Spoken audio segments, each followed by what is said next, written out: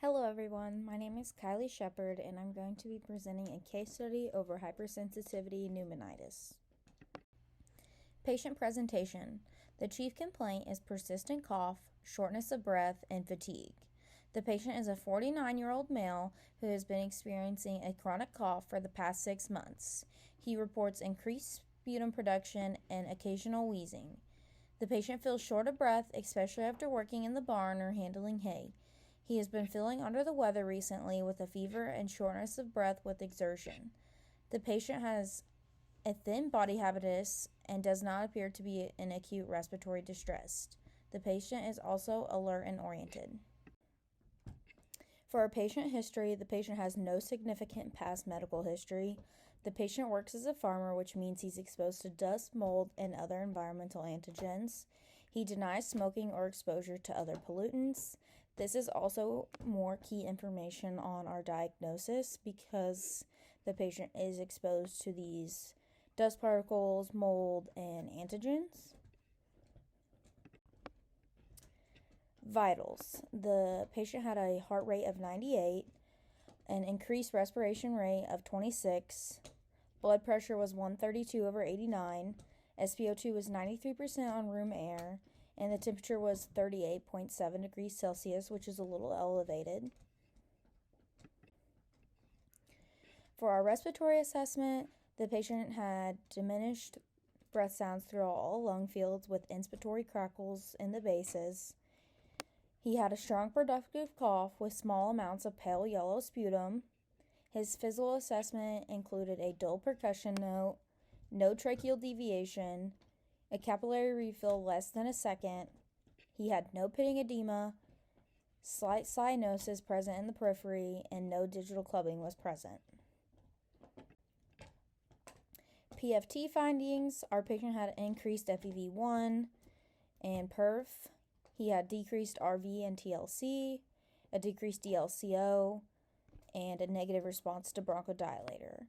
Our key information right here is that decreased DLCO.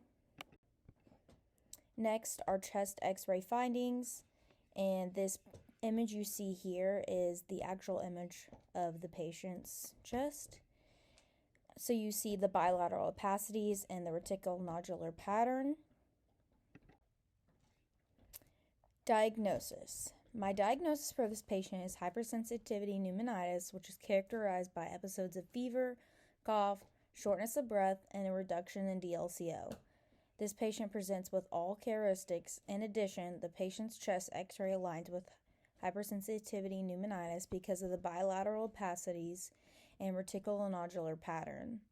For this specific case of hypersensitivity pneumonitis, it is caused by the inhalation of moldy hay, which can be called farmer's lung. Based on this patient's presentation, I would categorize this diagnosis in the subacute category due to the thin body habitus and the gradual development of a productive cough, dyspnea, and fatigue. So for our treatment options, we have antigen avoidance, palliative care and comfort measures, and corticosteroids. Antigen avoidance is going to be our best treatment for farmer's lung. However, with this career, many patients are not willing to stop farming because it is a way of life for them. If this is the case, we can discuss palliative care with the patient and take measures to keep them comfortable if indicated, such as oxygen therapy and bronchodilators. We can also utilize corticosteroids to help the initial recovery. However, this does not change the long-term diagnosis. And prednisone is going to be most often used for this. Finally, we have patient education. Patient education is a vital part of treatment. The approach and communication strategy is also important, as well as empathy. Our patient education is a vital part because the patient needs to understand what the risks of exposure are, what the outcome is if they do not avoid the antigen, and how avoiding the antigen can help their disease.